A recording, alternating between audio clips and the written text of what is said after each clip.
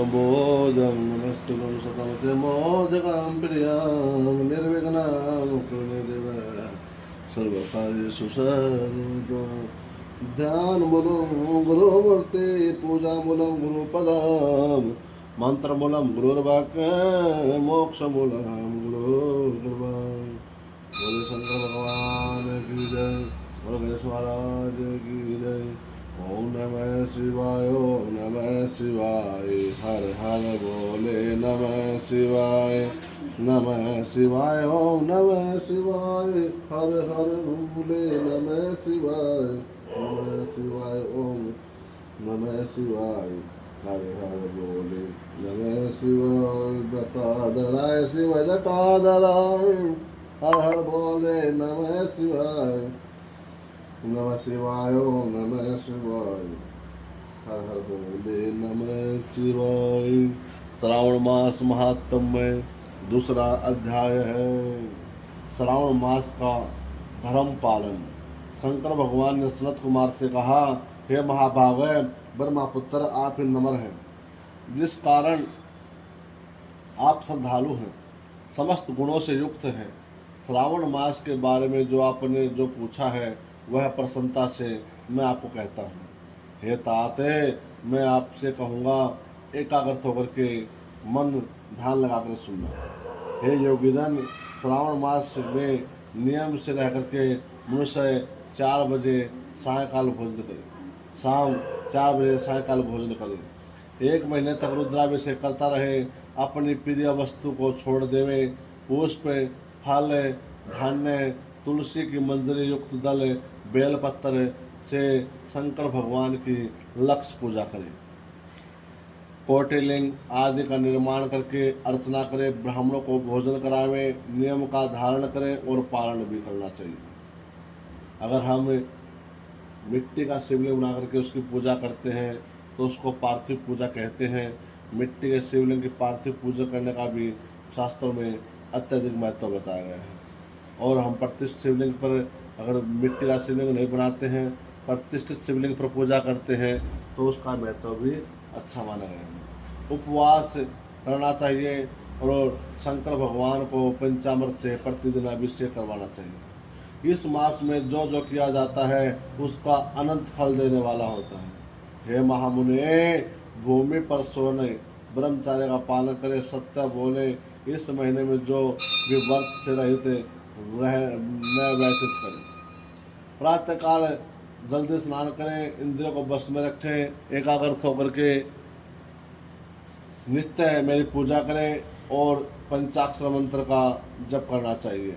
इस महीने में जो मंत्रों का पुष्टन और उत्तम सिद्धि देने वाला षडाक्षर शिव मंत्र और गायत्री मंत्र का जप करते हैं, पूजा पाठ करते हैं, प्रदक्षिणा करते हैं, नमस्कार करते हैं तथा वेद पाठ करते हैं, जो सद्य और वांछित फल देने वाला होता है। पुरुष उक्त पे अत्यधिक फल देने वाला होता है। ग्रह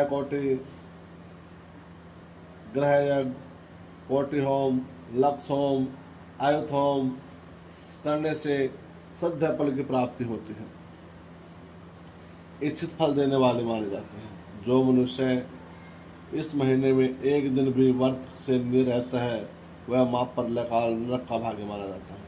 यह महीना मुझे अत्यधिक प्रिय है, इससे कोई भी मुझे प्रिय नहीं है। यह महीना समस्त मनोकामनाओं को फल देने वाला होता है, फलों को देने वाला होता है। निष्काम मनुष्य का किया हुआ कर्म मोक्ष प्रदान करने वाला होता है। हे सतता में उस समय जो धर्म कहे वही करना चाहिए, उसको मुझसे सुनो। रविवार को अर्घ देवें, सोमवार को मेरी पूजा करें। श्रावण मास में सोमवार से प्रारंभ करके 3.5 महीने तक संपूर्ण व्रत की कामना के लिए रोटक नाम का व्रत करना चाहिए। मंगलवार के दिन मंगला गौरी का व्रत, बुधवार के दिन बुध का व्रत, बृहस्पतिवार के दिन बृहस्पति का व्रत, शुक्रवार के दिन जीवंतिका का व्रत और शनिवार के दिन हनुमान और नरसिंह का व्रत किया जाता है। हे महामुने, अब तिथियों में किए जाने वाले व्रत के बारे में बताता हूँ।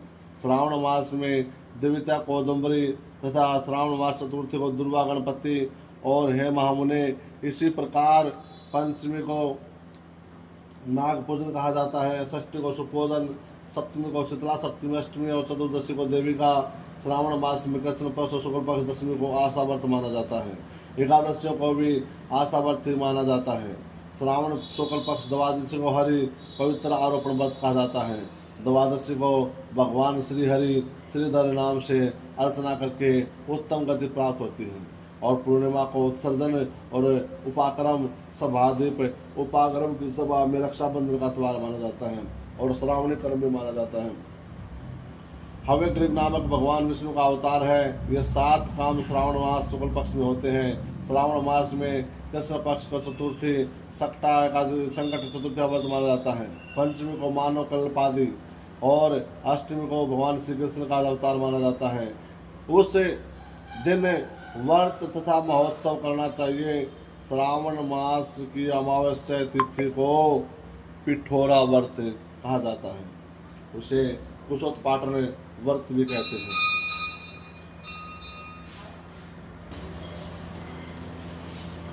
और वर्षों का अर्चना करें। शुक्ल पक्ष वर्तमान तिथि से प्रारंभ होकर समस्त तिथियों में अलग अलग देवता का पूजन किया जाता है।